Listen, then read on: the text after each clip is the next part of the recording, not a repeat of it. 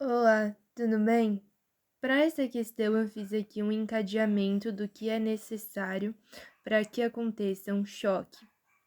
Um choque é basicamente a passagem de corrente elétrica pelo corpo de quem está encostando, ou pelo corpo que está encostando ali em determinados terminais. Então, para que exista choque, obrigatoriamente precisa existir a passagem de corrente elétrica nesse corpo, certo?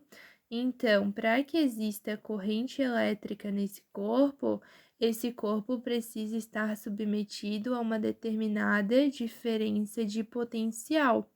Para que ele esteja submetido a essa diferença de potencial, considerando que as patinhas dele que vão encostar aqui, né, as perninhas desse passarinho ali, que vai encostar ali nesse circuito, então, para que tenha essa diferença de potencial, precisa existir uma DDP entre as perninhas desse passarinho.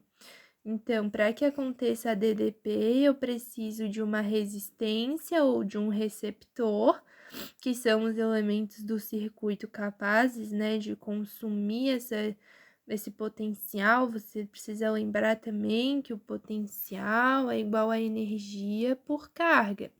Então, se você consome potencial, significa que esse elemento aqui, ele está consumindo um pouquinho da energia que as cargas da corrente elétrica, essa carga aqui é da corrente elétrica, essas cargas da corrente que estão levando estão sendo um pouco consumidas ou fornecidas até se passar por um gerador, né, nesse elemento. Então, o que você precisa entender é que para que aconteça essa diferença de potencial, essa corrente elétrica precisa passar por uma resistência ou por um receptor que esteja consumindo.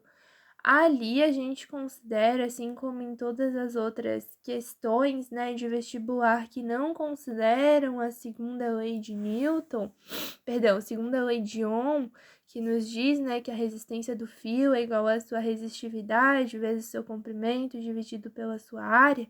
Quando a gente fecha aqui a chave, a gente vai ter uma corrente elétrica passando. Vou dizer que vai passar nesse sentido aqui, ó. Ela vai vir, vai subir, vai completar o seu ciclo normalmente.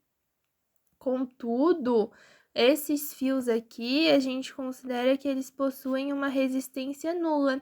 Se alguma coisa tem resistência nula, né, a gente sabe que DDP é igual a R vezes I. Se eu tenho aqui zero, por mais que eu tenha uma determinada corrente ao longo desse circuito, o consumo de DDP nesses fios aqui será nulo. Então, esse ponto de potencial aqui eu vou chamar de A. Será o mesmo ponto de potencial aqui onde está essa patinha.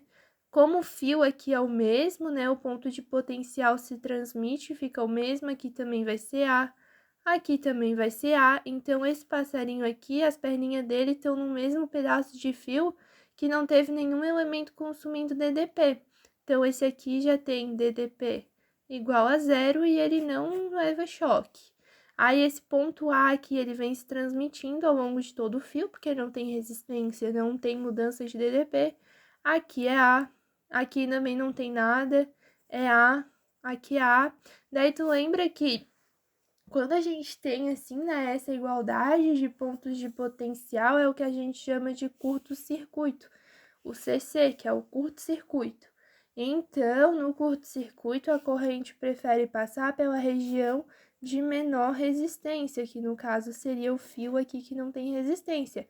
O passarinho, ele obviamente vai ter alguma resistência dele, pela própria questão do corpo mesmo, existe uma resistência. Então, como o passarinho tem resistência aqui embaixo, não tem resistência, e os dois estão entre os mesmos pontos de potencial, que é entre A e A, então a corrente passa toda aqui por esse fio e não passa pelo passarinho. Aí agora a gente vem aqui, continua nos nossos pontos de potencial, né?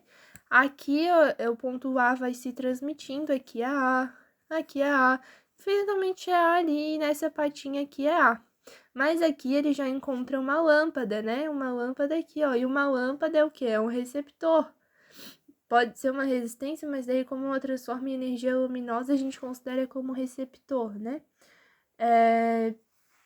Então, aqui, ó, ela vai estar consumindo o DDP, a corrente que passa por ela, né? Nesse sentido aqui, no caso, a corrente que passa por ela vai ter parte da energia, né? Dessa corrente aí consumida, vai ter potencial consumido, e aqui a gente já vai ter um outro ponto de potencial, que eu vou chamar de B.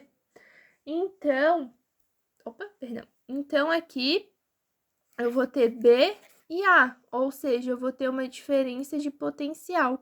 Se eu tenho uma diferença de potencial, isso significa que vai ter corrente passando pelo passarinho também, né? Porque quando a gente tem um corpo com diferença de potencial, então passa a corrente por ele. A corrente não vai ir só pela lâmpada, vai chegar aqui, vai se dividir um pouco para a lâmpada, um pouco para o passarinho.